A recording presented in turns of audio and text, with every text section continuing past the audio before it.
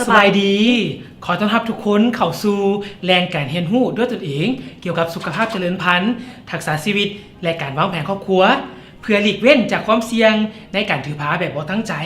และพยาธิติดต่อทางเพศสัมพันธ์เพื่อเบิ่งแย้งตนเองให้มีสุขภาพแข็งแรง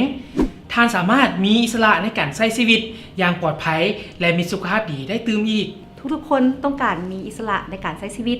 หลายๆคนก็ยังซอกวิธีทางที่มีชีวิตที่ดีขึ้นดังนั้นวิธีการวางแผนครอบครัวก็เป็นอีกทางเลือกหนึ่งที่จะบอกให้ทานรู้ว่า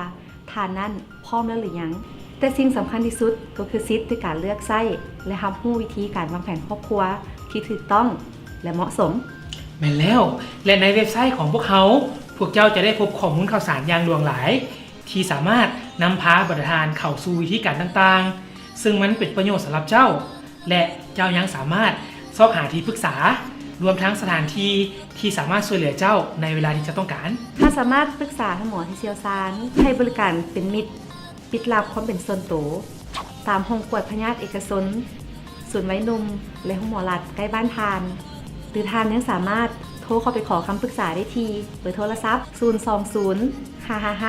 020-555-6617แม่นแล้วอย่าลืมท่านสามารถปรึกษาและติดตามพร้อมทางกดไลค์กดแชร์กดแบ่งปันเพื่อรับผู้ข้อมูลข่าวสารจากเว็บไซต์และแฟนเพจของพวกเขาอย่าลืมกดเด้อ